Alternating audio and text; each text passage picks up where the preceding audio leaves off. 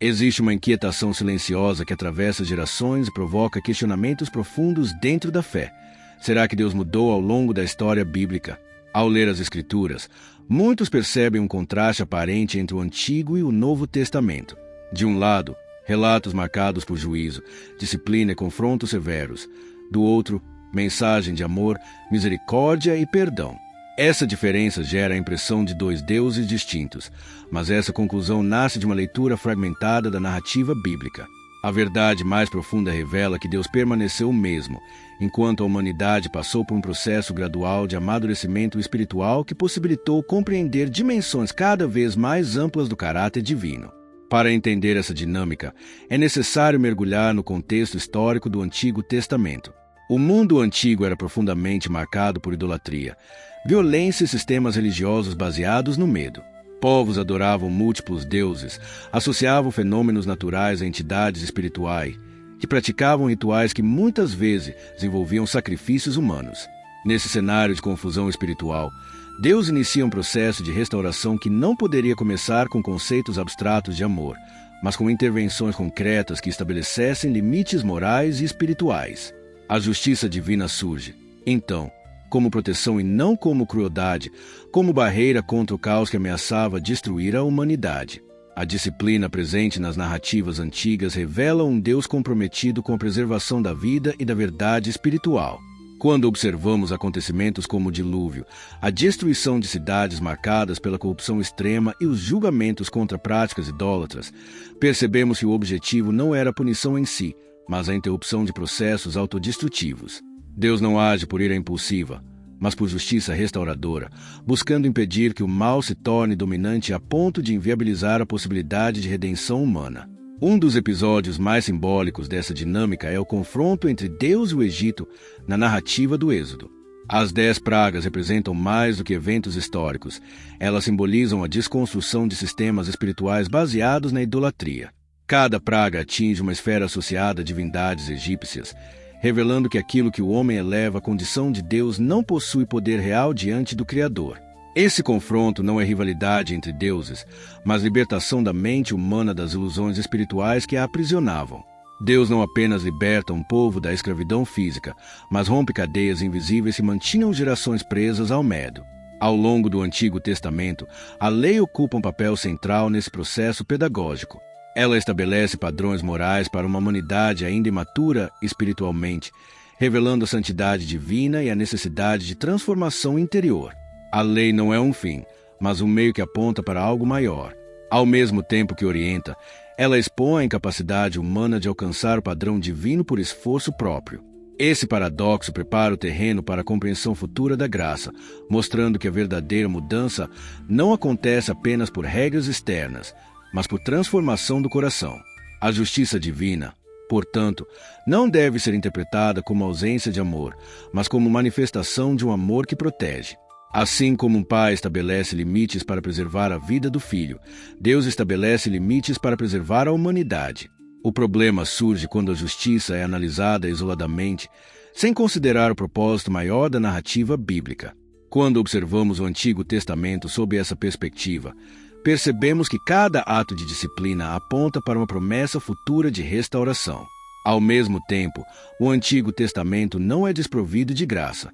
Narrativas de misericórdia, perdão e fidelidade divina atravessam toda a história, revelando que o amor sempre esteve presente, ainda que não plenamente compreendido. Deus perdoa, restaura e renova alianças repetidas vezes, demonstrando paciência com a fragilidade humana. Essa presença constante da graça indica que o caráter divino nunca esteve dividido entre justiça e amor, mas sempre foi uma integração perfeita dessas dimensões. Outro elemento essencial é compreender que a revelação divina acompanha a capacidade humana de compreensão. Deus se comunica dentro das estruturas culturais existentes, conduzindo a humanidade passo a passo para uma visão mais profunda da verdade. Esse processo progressivo não representa mudança em Deus, mas adaptação pedagógica à maturidade espiritual humana. Assim como uma criança aprende primeiro por regras e limites antes de compreender princípios internos, a humanidade foi conduzida por um caminho semelhante no plano espiritual. A tensão entre justiça e graça, portanto, não é contradição, mas preparação. O Antigo Testamento estabelece o fundamento que possibilita compreender a plenitude da revelação futura. Ele revela a gravidade do mal, a santidade divina e a necessidade de redenção.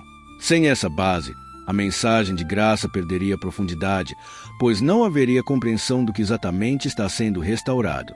Dessa forma, a primeira parte da narrativa bíblica revela um Deus que confronta o mal para preservar a vida, estabelece limites para impedir a autodestruição humana e prepara o terreno para uma revelação mais profunda de amor e restauração. O que parece dureza é, na verdade, proteção. O que parece juízo é, na verdade, intervenção salvadora. Deus não mudou. Ele estava formando a humanidade para compreender quem ele sempre foi. Mas essa história ainda não está completa. A tensão criada pela lei, a percepção da incapacidade humana e a promessa de restauração apontam para um momento decisivo na narrativa bíblica. Um momento em que justiça e graça não seriam apenas conceitos complementares, mas uma realidade visível e encarnada. A pergunta que permanece ecoando é: como essa preparação culmina na revelação plena do caráter divino?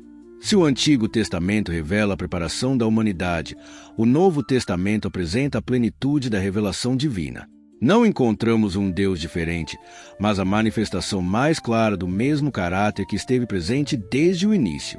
A figura de Jesus representa a síntese perfeita entre justiça e graça, mostrando que o amor não substitui a santidade, mas a cumpre. Nele, a disciplina encontra propósito na restauração e o juízo encontra solução na redenção. Os ensinamentos de misericórdia, perdão e transformação interior não anulam a lei, mas revelam seu objetivo final. A lei apontava para a necessidade de mudança interna, e essa mudança se torna possível através da graça. Jesus não ignora a realidade do pecado, mas oferece um caminho de reconciliação que transforma o coração humano. A diferença percebida entre os testamentos não está em Deus, mas no estágio da revelação, o estágio da preparação e o estágio da plenitude. A cruz emerge como o ponto central dessa narrativa, onde justiça e amor se encontram de forma inseparável. Nela, a gravidade do mal é reconhecida, mas a resposta divina não é destruição, e sim redenção. A cruz demonstra que Deus não abandonou sua justiça, mas a cumpriu de maneira que possibilita a restauração. O amor não ignora o mal, ele o confronta e o transforma. Ao observar o Novo Testamento, percebemos que a graça não é permissividade, mas poder transformador. O perdão não é a ausência de responsabilidade, mas oportunidade de nova identidade. Deus continua sendo santo, justo e comprometido com a verdade, mas agora a humanidade é convidada a experimentar essa realidade através de relacionamento e não apenas obediência externa. O foco se desloca da lei escrita em tábuas para a lei escrita no coração. Essa transição revela que a narrativa bíblica sempre caminhou na direção da restauração. O Antigo Testamento mostrou a necessidade, o Novo Testamento apresenta a solução. A justiça protege a vida e confronta o mal, enquanto a graça restaura e reconcilia. Essas dimensões não são opostas, mas complementares, revelando a profundidade do amor divino. No fundo, a história bíblica é a história de um Deus que nunca desistiu da humanidade. Cada intervenção, cada disciplina e cada promessa apontam para um propósito maior: restaurar o relacionamento entre Deus e o ser humano. A diferença entre os testamentos não é mudança de caráter, mas progressão de revelação. Deus não mudou. A humanidade foi sendo preparada para enxergar quem ele sempre foi. Essa compreensão transforma a forma como interpretamos a fé. Em vez de enxergar contradição, percebemos coerência. Em vez de ver dois deuses, reconhecemos um único Deus atuando de maneiras diferentes conforme a necessidade pedagógica da história.